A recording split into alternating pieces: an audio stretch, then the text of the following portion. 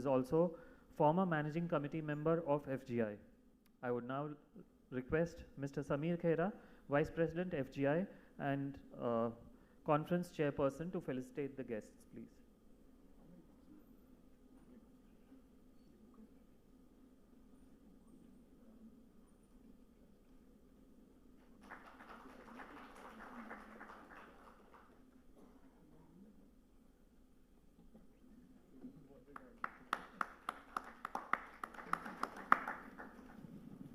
Over to you, Dr. Parekh. Yeah.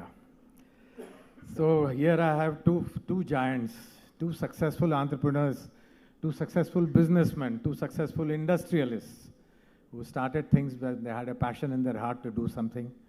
They've had, humble beginnings, and today they are really something that we can look up to, both in terms of the business world as well as in terms of society. So very happy to welcome you, Atul, and to you, Amit, to be here very much. Let me begin with you, Atul. When was it the first time that you thought about ESG seriously, with the feeling कि मुझे इसके बारे में कुछ करना है? What was that moment? So I asked this question. I actually forgot, and so I asked Bhuvan because I was anticipating this question. So I said, when did we think? How did we get started? He said, you said. I said, he said that in our website, in our all communication, we will use sustainability, ESG all the time, kind of everything. And then one day you asked, like, explain to me. And because are we using it meaningfully or just fashionably, And there was a lot of hollowness in this, And that is when we started. I said, see, either stop using it or we have to do much more. And so there were, in the initial cost was 30-40 lakh rupees because we wanted to start with sustainability report, like KPMG kinds and, people you hire.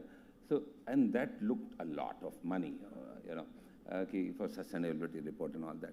But after having a couple of false starts, about 3 years ago, we plunged into it, and we are very happy, because. When did you plunge into it? Which year? About 3-4 years. 3-4 years ago you plunged. Yeah, formally.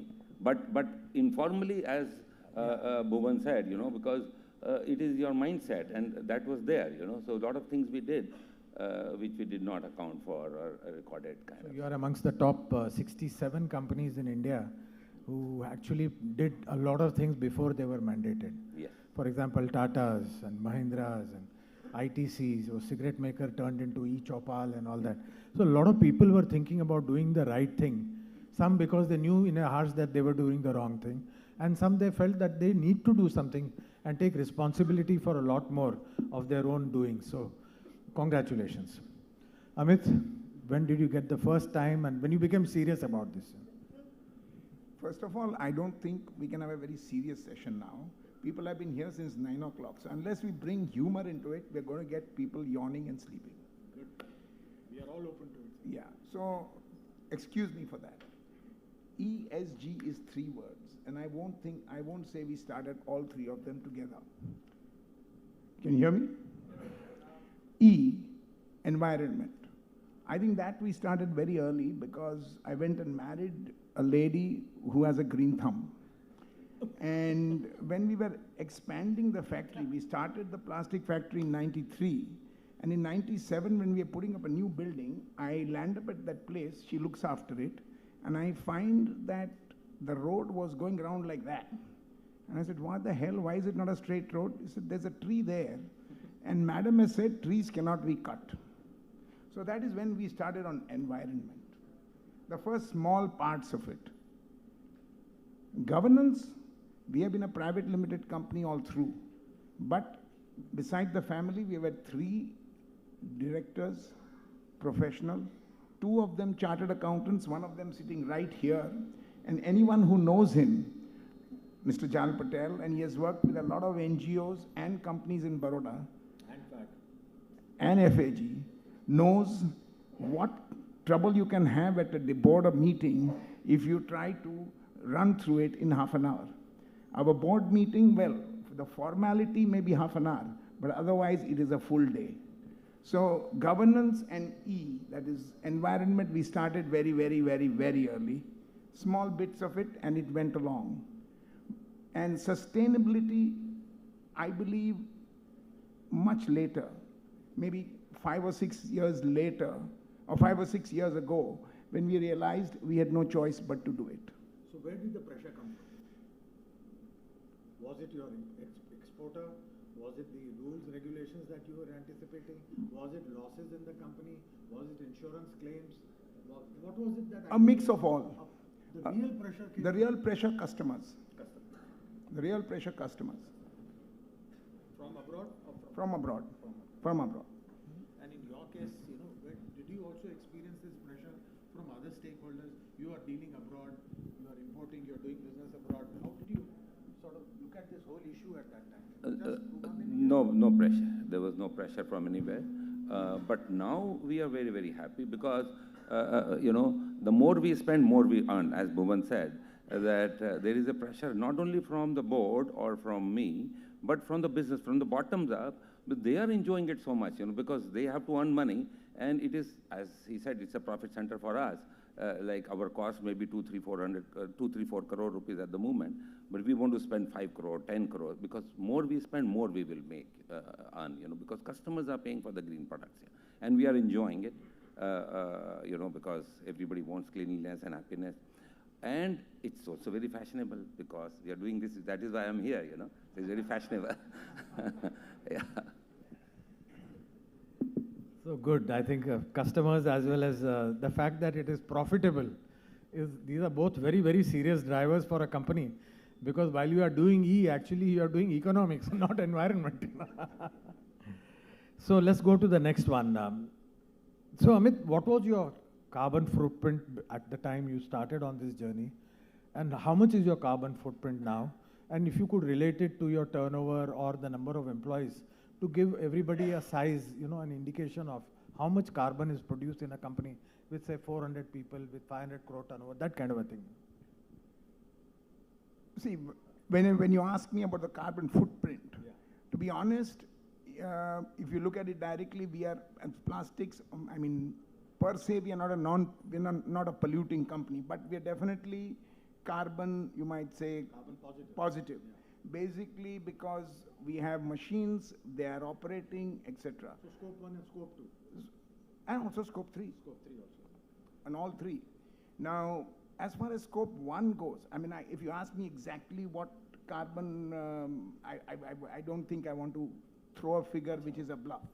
But we have worked on one, especially on one, on reduction by efficiencies, by various other measures. Small things, bigger things, small things like recycling water right from, because we use a lot of, in the process on mold cooling, etc. Recycle the water, recycle it, and then send it off to the, using within the toilets and also gardening, so that minimize consumption of water which we draw. Second, cut down power by having more variable motors, or various engineering solutions to cutting power consumptions. That's as far as scope 1 goes. Scope 2, we have been mandated by some of our customers to go and audit the subcontractors. Yes. And I won't say we are covering E, S, and G with them, because G they will never tell us. But E and S, we are mandated, and as a matter of fact, we have to give a report to the customer when they come to audit us. As far as the scope 3, yes, we have worked on it, which basically is, say, when we were shipping from Navasheva, we have convinced all our customers to ship from Hazira now that we have seen, which basically means that you're cutting down on petroleum costs. As a lot of our engineers, because our factory is out by 20-30 kilometers, were driving their vehicles themselves. We have now a bus, trying to convince them that basically coming by the bus, even the senior managers, it's not so uncomfortable, but basically you are finally reducing the, however little it be. And we are looking at now, as you said, to one of the questions which was asked earlier, how do we ensure that at home also we are seriously thinking about, of course, beside having our buses as electrical buses, sort of a charging station at the factory and at the office. So anyone who has an electrical two-wheeler or drives an electrical can charge it himself. It's more of an incentive to an employee, but finally with the objective of promoting EVs. So like Atul has said that, it's a profit center for him. The more green you go. So your pressure came from your customer, otherwise you would have lost your customer. But having gone green, has it improved your profitability? Yes, and let me tell you that we have not only been under pressure for the customer, we have gone ahead and done things which we knew would have come, or where at least we had a foresight, we thought it would come. Example, the oral care products we made were normally sold in our PET blisters, recycled PET blisters. We went and invested more than $1 million on special machines which were just new, and there was no private label manufacturer in the world who was doing paper-to-paper blisters, 100% recyclable. And we had it, and one of the largest companies in the world was very excited about it and bought it. And we definitely got our price for it. So as he rightly said, it also is profit. Yes. Because we are the first, and we are the first in the world to do it.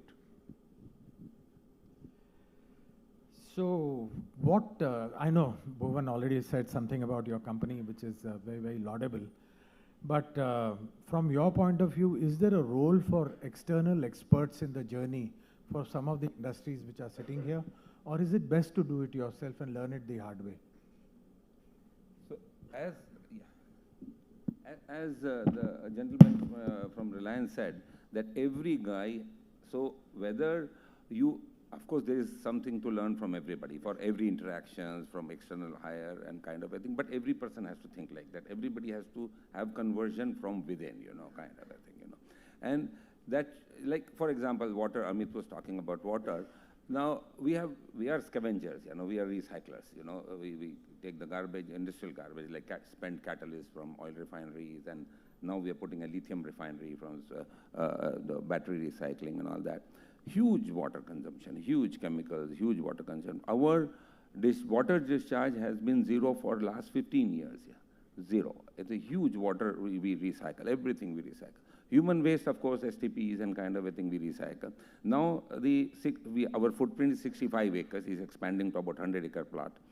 All the rainwater, the storm water, we collect in the lake, Then it's a 6-acre footprint, the lake, And we are putting a floating solar panels on that, because it will, because evaporation. See, 1.2 meter water we lose, In California, somebody put the black balls and kind of a thing, for evaporation. So evaporation was the motivation. And now we will generate more than about 1.4 megawatt power from the floating panel. And we will make it like we are in art, as somebody said, So we are putting a very nice formation. It will be very arty and kind of a thing. So we look at multiple things and we enjoy. We love it, So, so it is all, it becomes together. And yeah, like yesterday we had the board meeting, so we have made Rajpath. I mean, naam nahi change kiya uska, Rajpath hi rakha. So we have a beautiful road and kind of a thing. So we create some, yeah. Yeah, we do. We did. Yeah. Very nice. Very nice. I think next time we fly over Vadodara, we'll see a beautiful design of solar panels in red, blue, and green. I want to say one thing. When you said learning from external and all that, I promise Sam that what Rubamin can give back, we will be very happy to take 30 people, 30 industrialists to our factory, give them lunch, show them around.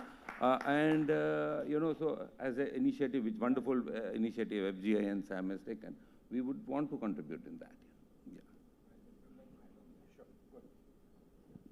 Yeah, what Atul said, I believe that a lot that was talked today was talked about the statutory requirements of 1,000 companies, the top 1,000 companies, but I think what is being ignored or not being given enough importance is the MSMEs.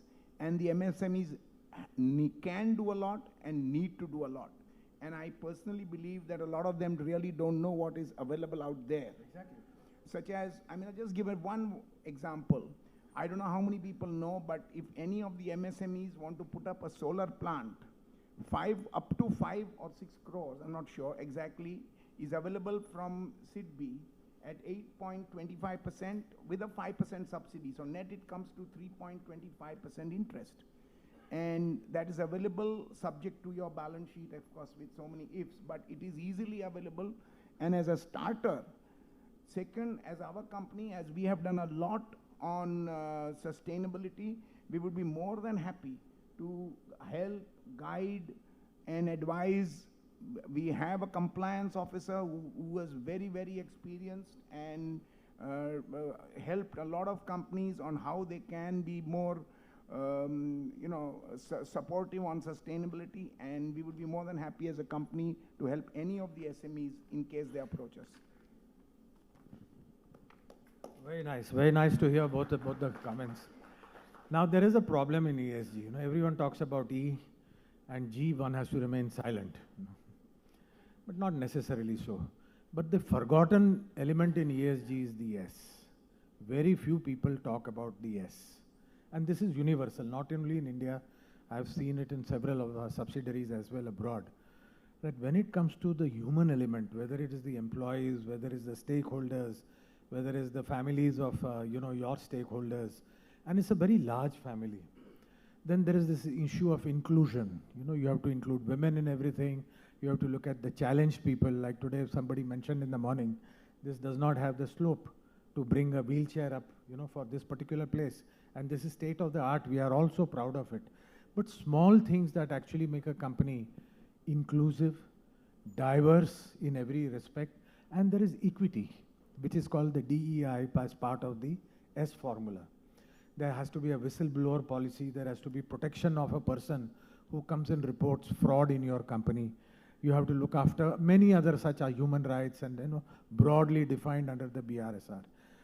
So where are we on BRSR? Where are you on S in ESG and where are you on S in BSG? So I'll give you diversity, you said, So a gentleman, one of the colleagues who is no more with us, he came that for a software engineer we were to hire, there are 2 people who are equally good. One of them is Muhammad Ali. So what do? I said, hire Muhammad Ali. So he looked at me, he said, why do you say this? But why did you ask this question? You have the power to hire. Why did you ask this? So the problem is in your question. So like that has been, that's about 20 years ago, So, so this is how the diversity, and because this is the anecdote, and let's say Aruna Lakhani, we have recently lost her, and for the atrocities against women and all that, she was, helping us. So she interviewed our ladies this is about 10 years ago. Then she said, I want to meet Atul, So I said, so they thought there is some problem, what.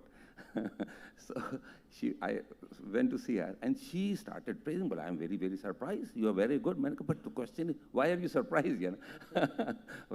So basically, what I'm trying to say that social, like we have adopted 39 villages, 39 schools, around Halol. All our CSR funds go there. We try to do agriculture, we try to do the rural schools, the government schools kind of a thing there. The insurances, all our contract employees, their families. So we run some 8,000 insurance policies, Mediclaim and kind of a thing for all our direct, indirect kind of a thing. So like that, we have been doing whatever we are. And of course, it is never enough, We are, I would say, like, are you very happy or are you guilty of not doing enough? I would say we are guilty, because we have to keep doing more and more kind of a thing. And it's a source of great joy. Absolutely. So it is a very selfish act. I am a firm believer of virtues of selfishness, So it is extremely, giving is the most selfish act, and because it gives so much of pleasure, This is Mr. Handbag. Yeah, so yes, definitely the most difficult part. definitely the one where you have to put in a lot of inputs. Most of the companies around here, as you have said, have permanent employees and have contract employees. And the problem, I would like to start from there. There are 2-3 very major employees. Sorry to say, but in a lot of companies, once you have a permanent employee, he decides that as he's a permanent employee, as long as he comes to work, that's it. He doesn't work. So then more and more people go in for contract laborers. But then the question, your S, how fair are you being to your contract employees? That is where we have gone out of the way. We first had contractors. We used to give them a check. We found that they were not giving the full amount. So then we started saying, hello, you will issue checks, but then they were taking kickbacks. Then we gave a debit card to the workers and put it in their bank account. And we found that those debit cards had been taken over by the contractor. I mean, you know, in India, we always find the other side to be smarter than you. Now, finally, we pay the PF. First, we pay the gratuity, the ESI, and then directly ensure that each person gets it in his bank account. And we check the bank accounts. We have had a deal with State Bank of India so that we ensure that they get their wages on time, in full. Second, all the facilities of insurance, of medical, etc., which we give to our workers, permanent workers, we also give to our contract workers. Coming to equality, we originally had a few women, and all those women employees were in packing. Now, slowly but surely, we have started putting them on machines. And we have found they're more conscientious, more productive, and we are not differentiating. As long as a lady is not, has no reservations, we are definitely supporting them there. 3, as we now have a fairly large amount of women, we also have a committee against, sexual harassment and POSH, and we have an independent NGO representative, and we are very serious about it. We have private sessions with the women to see that there is no harassment. There are certain issues in S which I think we will have to look at, which regrettably is a little bit of a problem, and that is the government rule on overtime. Because when you have a machine which is down, and if you want to say that the man has to work only for 2 hours, it doesn't work. So this is an area which I think the government also will have to look and ensure that we do not, unfortunately, fall against the laws of S. But let me tell you, we are trying to do everything we have to for all our employees on the social aspect. We have covered E and S. Now I want to come to G. Do you genuinely have independent directors? Do you share information with them freely? Do you allow them to criticize with the knowledge that it is better to face? कौन बैठा है इधर तुम्हारे डर? अच्छा is there? यहाँ पे जाल पटेल बैठा है. So you also are free to speak in this. Be independent in your approach. Do you allow criticism, knowing fully well that if they criticize you in the board meeting, it is better to be criticized there than in the media and in the public outside? And at the end of the day, is there any reason why entrepreneurs should fear independent directors? See, हम जरा Marwari type के आदमी हैं sir. So board process costs a lot, correct? If you go to a doctor and don't tell him what's your problem, and you expect the solution kind of a thing. So that's not our policy, So yesterday we had 2 days board meeting. It lasted 2 days. It started on Monday morning at 9 o'clock, and yesterday at 7 o'clock we came back. And 3 independent directors, and we have been doing this for last 25 years. In fact, when ICICI Venture was on our board, and they used to, every board meeting with our permission, they would bring one visitor with them to see that how the board process runs. Because they were saying that out of 45 investing companies, you are the smallest, and we have not seen the corporate governance. And this is, I'm talking of 2010, about 13 years ago. And I think we are extremely exhausted. They get tired, not us. And we really take a lot of pleasure in our corporate governance. And of course, the miles to go, the glass is always half full, half empty and all that. But the transparency and, because, you know, we have nothing to hide, you know. We have nothing to hide, and there are a number of mistakes we do, you know, kind of a thing. And that is what we are very happy to discuss there. Yeah, we are a private limited company with 6 directors, three independent.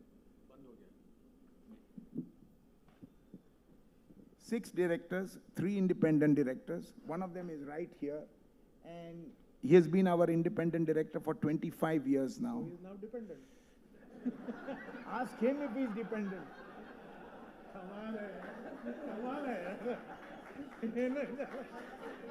Can he ever be dependent?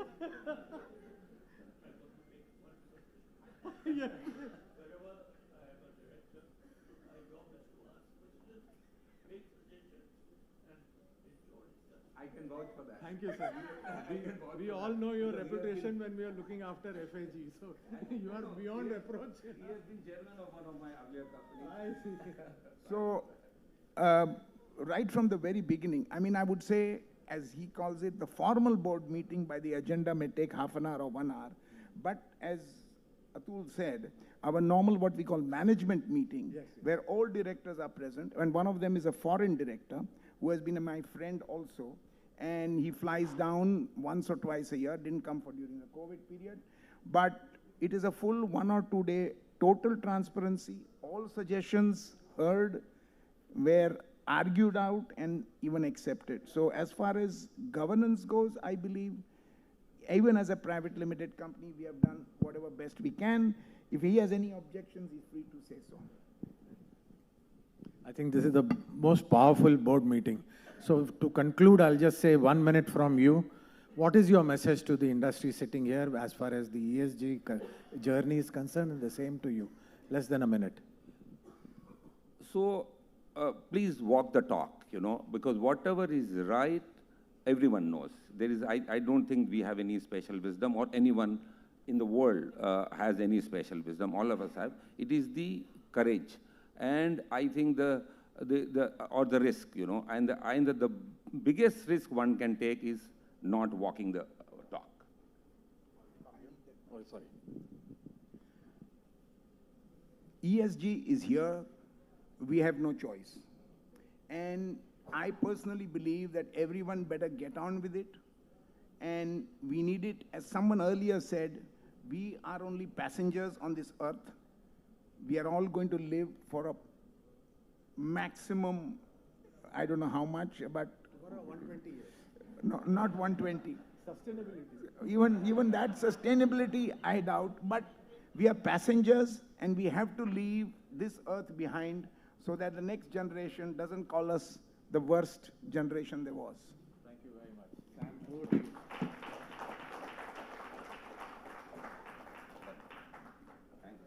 Thank you, Dr. Parekh, Mr. Goradia, and Mr. Dalmia for this wonderful session.